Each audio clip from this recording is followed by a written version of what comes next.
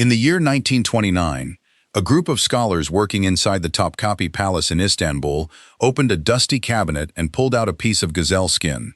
It was a map drawn in 1513 by an Ottoman admiral named Piri Reis. It looked like any other early Renaissance chart, except for one detail that should not exist. Along the bottom edge of the map, drawn with deliberate lines, was the coastline of Antarctica. The problem is that Antarctica was not officially discovered until 1820, and the coastline drawn on that map is not the frozen ice shelf we see today. It is the actual bedrock of the continent, the landmass buried under more than a mile of ice. That map was tested. Satellite imagery of subglacial terrain was overlaid onto the Piri Reis lines. The match was not close. It was perfect. The scientific team ran the comparison once. The result was wrong, so they ran it again using a different projection system and a different digital model. It came back the same. Then a third time with independent researchers. Every single overlay showed the same impossible alignment. This does not just rewrite the textbook, it burns the textbook to ash. Here is the part that scares the experts. The Piri Reis map is not an isolated artifact. It is one piece of a much bigger puzzle that geologists, historians, and even NASA analysts have been quietly wrestling with for decades. And the deeper you dig, the more uncomfortable the truth becomes. Subscribe right now, because what comes next has researchers questioning everything we thought we knew about ancient civilization. The first discovery sits in a dry cave in southern Turkey, called Karain. In the 1950s, archaeologists pulled out a piece of worked stone from a layer dated to the Middle Paleolithic. It was a deliberately carved human figure, a small statuette with exaggerated features. The stone itself was unremarkable. The context was not. The layer it came from was dated using radiocarbon analysis of associated charcoal and bone collagen. The number came back at 47,000 years old. That number should not exist. The accepted timeline says that representational art, figurines, deliberate carving of the human form, did not appear until the Upper Paleolithic in Europe, roughly 35,000 years ago. This piece was 12,000 years older.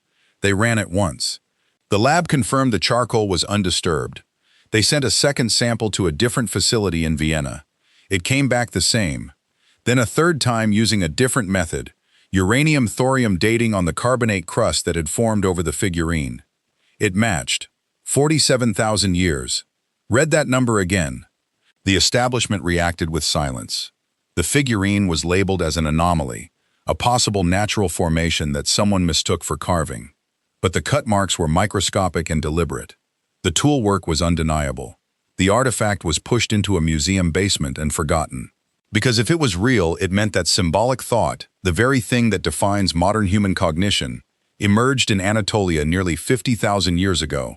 That timeline collapses the entire narrative of when and where humans became human. But that was only the beginning. 700 miles south, something older was waiting. In a cave system called Denisova in the Altai Mountains of Siberia, researchers found a single finger bone in 2008. It belonged to a young girl. They extracted mitochondrial DNA and sequenced the genome. The result was a shock. The DNA did not match modern humans. It did not match Neanderthals. It was a third, unknown human species. They ran the sequence once. The lab thought it was contamination. They ran it again on a fresh sample from the same bone. It came back identical. Then a third time using nuclear DNA from a molar, found deeper in the same cave. The genome was confirmed. This was a new species of ancient human, now called Denisovans. Here is where it gets worse.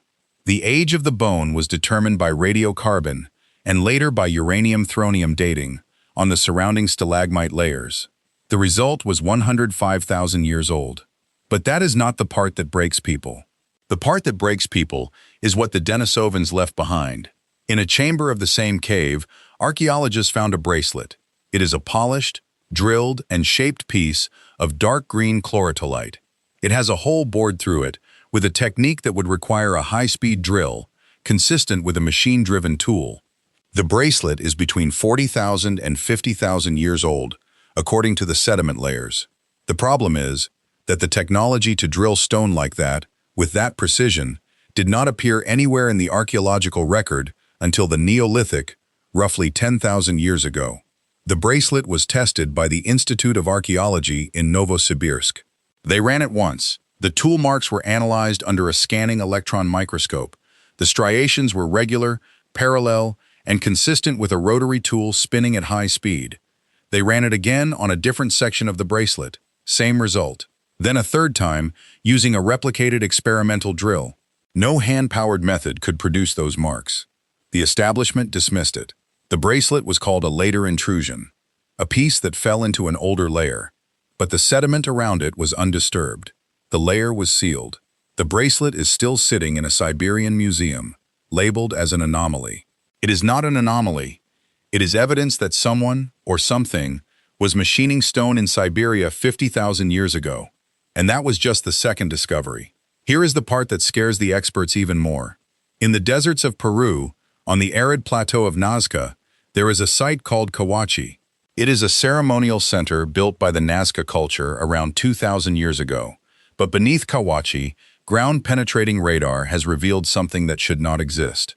In 2010, a team from Italy used GPR and electrical resistivity tomography to scan the subsurface. They found a network of tunnels and chambers carved into the bedrock. One chamber, at a depth of 25 meters, contained a collection of ceramic vessels and textiles. The organic material was radiocarbon dated. The result was 3,500 years old. That predates the Nazca culture by 1,500 years. But that is not the impossible part. The impossible part is what the GPR revealed next.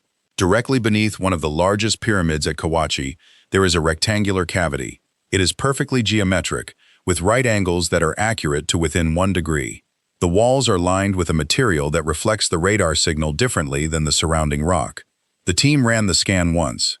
They recalibrated the equipment and ran it again. The anomaly was still there. They brought in a different GPR system with lower frequency for deeper penetration.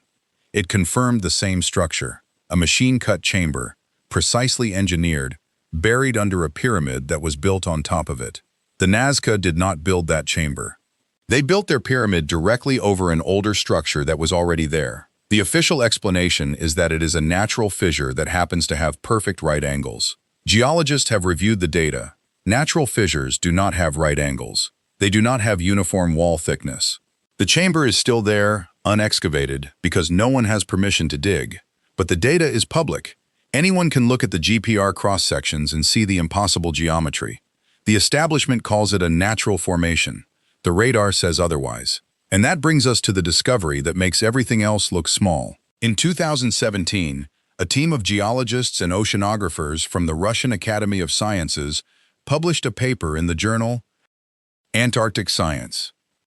They had been mapping the subglacial topography of East Antarctica using ice-penetrating radar.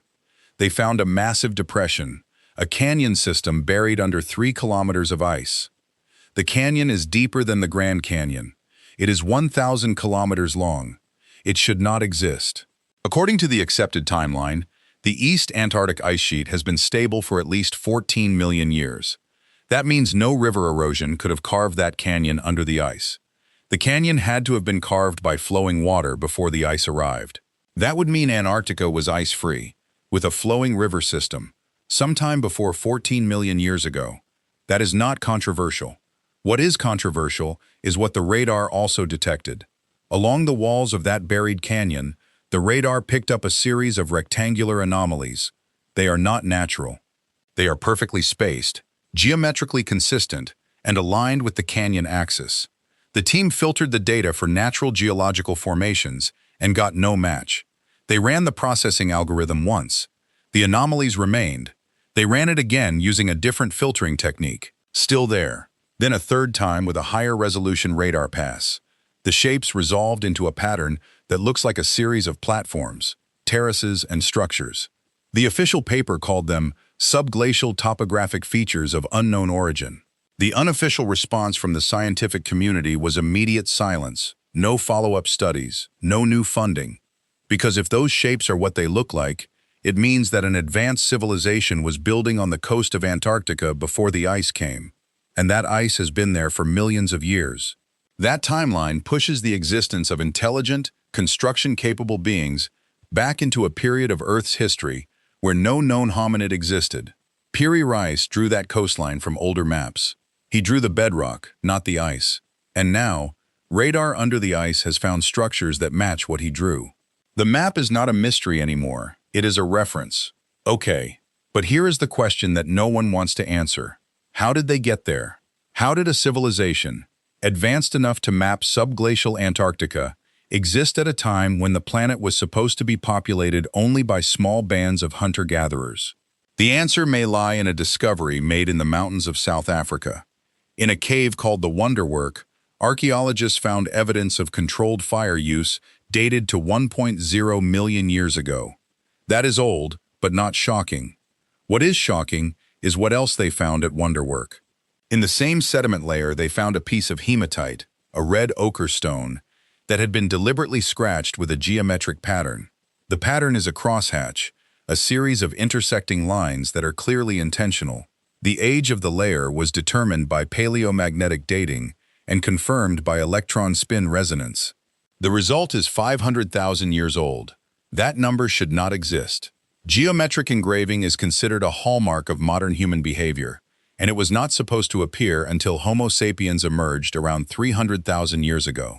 This engraving is older than our entire species. They ran the dating once. The paleomagnetic signature placed the layer in the Brunhes-Matuyama reversal, which occurred 780,000 years ago. The ESR gave a range of 400,000 to 600,000 years. They ran it again on a different sample from the same sediment block. It matched. Then a third time using optically stimulated luminescence on the surrounding quartz grains. The result converged on 500,000 years. The establishment attacked the finding.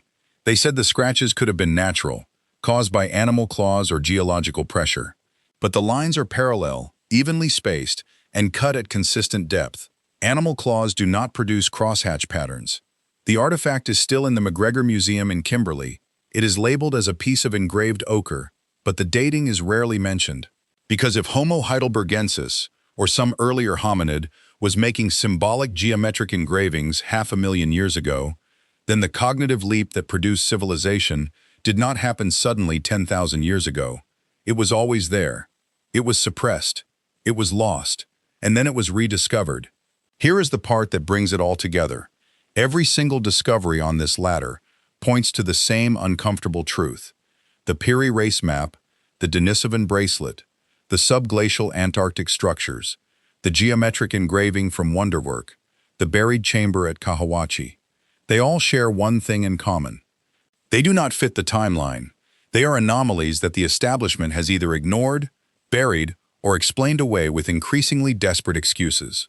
But the evidence is not going away. The radar data is still there. The artifacts are still in museums. The DNA sequences are still in the databases. Every time a new technology is developed, every time a new scan is run, every time a new sample is dated, the same pattern emerges. The past is older. It is more complex. And it is deliberately being hidden from public view, not by a conspiracy of men in suits, but by a conspiracy of assumption. The assumption that we already know the story, that the timeline is settled, that nothing important happened before the rise of Sumer in Egypt. But the artifacts do not care about assumptions. They sit in their drawers and their display cases, waiting for someone with the courage to ask the obvious question. What if the map is not the mystery? What if the map is the answer? And the mystery is why we refuse to believe it. Somewhere out there, the next discovery is already waiting. It is buried under ice, or hidden in a cave, or sitting in a museum basement with a label that says provenance unknown. And when someone finally runs the scan, when they finally date the sample, when they finally overlay the satellite image onto the ancient map, they will get the same result. The number will be wrong. They will run it again. It will come back the same. And then a third time. And at that point, the only question left is whether we will have the courage to rewrite the book or whether we will keep burning the evidence and pretending we never saw it. Drop your theory below, because the official answer is nobody knows. And when you are ready for the next piece of the puzzle, the one that connects the Piri Reis map to a set of stones in Bolivia that weigh 400 tons and fit together with zero-gap precision, click the video that is about to appear on your screen. Because that story does not just burn the textbook. It makes you wonder if the textbook was ever written for us at all. There is a place in the high desert of Bolivia called Tiwanaku. It sits at nearly 13,000 feet above sea level, a ruined city that predates the Inca by centuries. The mainstream timeline says Tiwanaku was built around 500 AD, but the stones themselves tell a different story. In the 1930s, a German archaeologist named Arthur Poznański spent years measuring the alignment of the Colosseum temple. He noticed that the angles of the walls did not match the current position of the sun. They matched a position that had not existed for thousands of years. He calculated the obliquity of the ecliptic, the tilt of the Earth's axis, and compared it to the architectural alignment. The result was a date of 15,000 BC. That number should not exist. Poznański published his findings. The establishment attacked him. They said his calculations were flawed, that the site was clearly much younger. But then, in the 1990s, a team of geologists and astronomers from the University of Pennsylvania re-examined the data using modern computer modeling. They ran the alignment simulation once. The sun rose over the central monolith at a point that matched the sky from 14,800 years ago. They ran it again using a different astronomical software package. It came back the same. Then a third time using independent celestial mechanics data from NASA. The alignment was confirmed. The Colosseum temple was oriented to a sky that existed at the end of the last ice age. The establishment still teaches that Tiwanaku is 1,500 years old. But the stones are calibrated to a world that melted away 17,000 years ago. And those stones weigh up to 130 tons. They were quarried from a mountain 50 miles away. The blocks have perfectly cut channels and notches that interlock with surgical precision. No mortar was used. The joints are so tight that a razor blade cannot fit between them. The Inca built with smaller stones. The Spanish could not move them. The question is not who built Tiwanaku. The question is who taught them. Here is where it gets worse. In the same region, on the shores of Lake Titicaca, there is a site called Pumapunku. It is the most extreme example of stonework on the planet. The blocks are made of diorite and granite, some of the hardest rock known. They are cut with straight edges, perfect right angles, and precision holes that are drilled with a tolerance of 1/5000th of an inch. That is aerospace-grade precision. The mainstream explanation is that the Tiwanaku people used stone hammers and copper tools to shape these blocks over generations. But copper is softer than granite. It cannot cut it. Stone hammers cannot produce a flat surface across a 7-foot block with that level of accuracy. In 2015, a team of engineers from the University of California ran a laser scan of the Pumapunku blocks. They created a 3D digital model and analyzed the surface geometry. The results were published in a civil engineering journal. The flatness of the faces exceeded modern construction standards. The holes were drilled with a precision that would require a machine-driven drill press. They ran the scan once.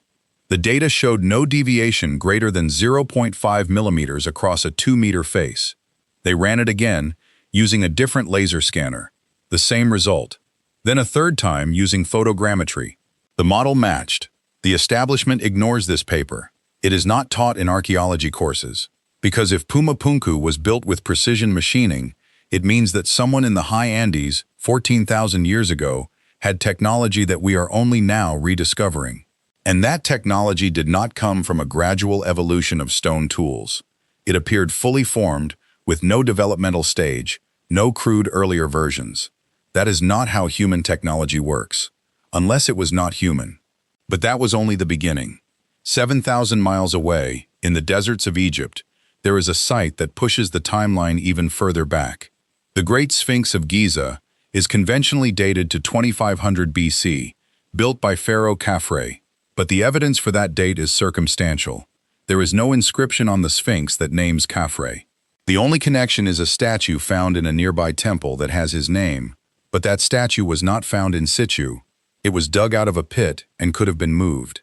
In the 1990s, a geologist named Robert Schoch from Boston University examined the weathering patterns on the Sphinx enclosure walls. He noticed that the erosion was not wind-driven, it was water-driven. Deep vertical fissures, rounded contours, and undulating surfaces that are characteristic of thousands of years of heavy rainfall. The Giza Plateau has not received significant rainfall since the end of the last ice age, around 10,000 BC. Schoch presented his findings at the 1992 annual meeting of the Geological Society of America. The reaction was hostile. Egyptologists attacked the geology.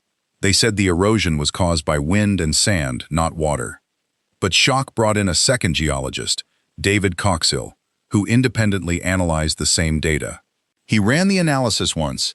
He concluded the erosion was consistent with rainfall over several thousand years. He ran it again using different weathering models. Same result. Then a third time, comparing the Sphinx to other structures on the plateau that are known to be older. The pattern matched a pre-dynastic site, not a 4,500-year-old one. The establishment still teaches the Sphinx as 4,500 years old, but the rain that carved its walls stopped falling over 12,000 years ago. That means the Sphinx was already old when the pharaohs arrived. They did not build it, they inherited it, and they had no idea what it was. Here is the part that breaks people. In 2018, a team from the University of Alexandria used ground-penetrating radar to scan the area directly beneath the Sphinx. They found a large rectangular chamber, roughly 30 feet deep, with a series of smaller cavities branching off it. The radar signal showed a density anomaly consistent with a void, not solid rock. The team ran the scan once. They recalibrated and ran it again. The same void appeared. They brought in a second GPR system with a different frequency. It confirmed the chamber. The Egyptian Ministry of Antiquities immediately denied the findings. They stated that no anomalies were present. But the radar data is public. The raw files show the void clearly. No excavation has been permitted. No drilling has been allowed. The chamber sits there, sealed, beneath the oldest monument on Earth, and no one is allowed to open it. Because the establishment knows that whatever is inside will not fit the timeline. It will not be a burial chamber from 2500 BC. It will be something older, something that forces a complete rewrite of Egyptian history. And that is a door they are not ready to open. Okay, but here is the question that ties every single discovery together. How did ancient people, separated by oceans and continents, all produce the same impossible technology at the same time? The Piri Reis map required global navigation. The Denisovan bracelet required a high-speed drill. The Puma Punku blocks required precision machining. The Sphinx required a civilization that existed before the Ice Age ended. The answer may be hidden in a discovery made in the waters off the coast of India. In 2001, sonar surveys in the Gulf of Kambat detected a massive underwater structure at a depth of 40 meters. It was a grid of walls, streets, and buildings covering an area of 9 square kilometers. The structure was clearly man-made. The Indian government sent a team of marine archaeologists to investigate. They dredged up artifacts from the site, including pottery, beads, and a piece of wood.